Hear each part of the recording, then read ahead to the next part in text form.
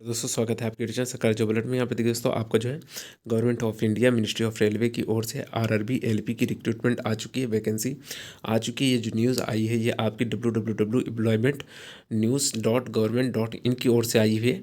तो ये नोटिस आपको देखिए बहुत जल्दी सरकारी रिजल्ट की साइट में या फिर जो आरआरबी की या फिर रेलवे की जो ऑफिशियल साइट होती है वहाँ पर आपको मिल जाएगी।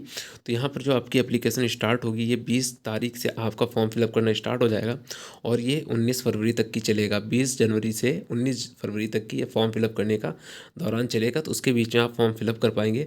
और ये आपकी एलपी की जो वैकेंसी आई है ये 2018-19 के आसपास आई थी, जब से 2000 अब 23-24 चल रहा है तो अब आई है। तो लगभग ये आप देख सकते हैं 4 से 5 साल का गैप हो चुका है और इसमें ठीक ठाक वैकेंसी है, क्योंकि यहाँ पर अभी जो वैकेंसी आई केवल एलपी की आई है।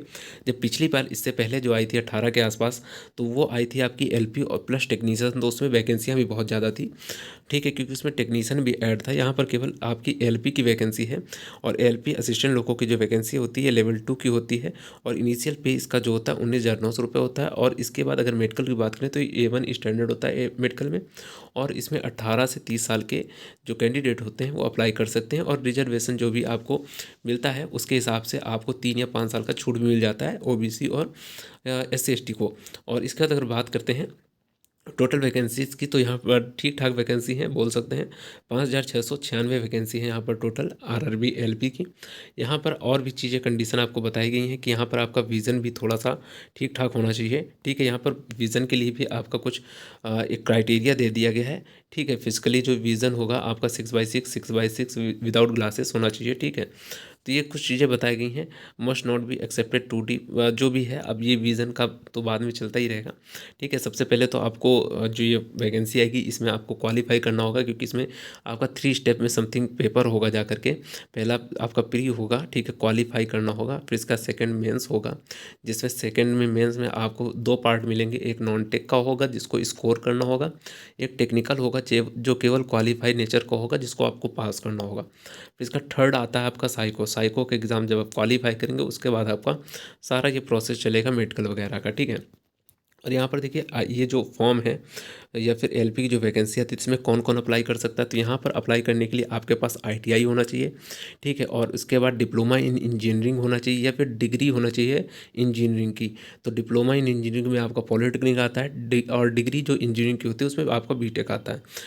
तो अगर ये आपके पास कोई भी डिग्री या डिप्लोमा हो तो भी आप इस फॉर्म को अप्लाई कर सकते हैं।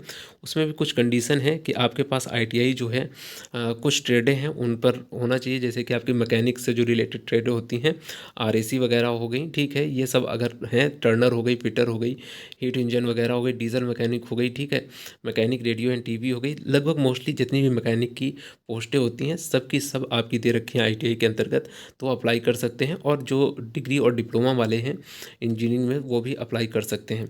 तो आप लोग इस फॉर्म को देख लीजिए और 20 तारीख से अपना अप्लाई करना स्टार्ट कीजिए। और चैनल में नए हैं दोस्तों तो चैनल को जरूर सब्सक्राइब करें, जिससे कि इस तरह की गवर्नमेंट जॉब से रिलेटेड आपको जानकारियाँ मिलती रहें। यहाँ पर फीस की भी थोड़ी सी बात कर लेते हैं। तो यहाँ जो जितने भी कैंडिडेट होंगे इनकी फ़ीस जो लगेगी, ठीक है, तो वो लगेगी 500 रुपये जनरल ओबीसी के लिए। और SC/ST और जो EBC होते हैं, इकोनॉमी बैकवर्ड क्लास से जो होते हैं, उनकी 250 रुपये फ़ीस लगेगी। और ये फ़ीस जो है आपकी रिटर्नेबल होगी, क्योंकि इससे पहले भी जो एग्ज़ाम हुआ था उसमें भी आपकी फ़ीस ऐसे लगी थी, बाद में वापस कर दिया गया था।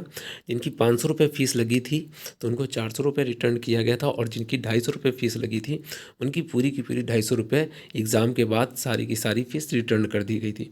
तो दोस्तों अगर ये वीडियो आपको अच्छा लगा तो चैनल को सब्सक्राइब जरूर करें। इस तरह की जानकारी आपको मिलती रहेंगी। फिर मिलते हैं नेक्स्ट वीडियो में। धन्यवाद दोस्तों।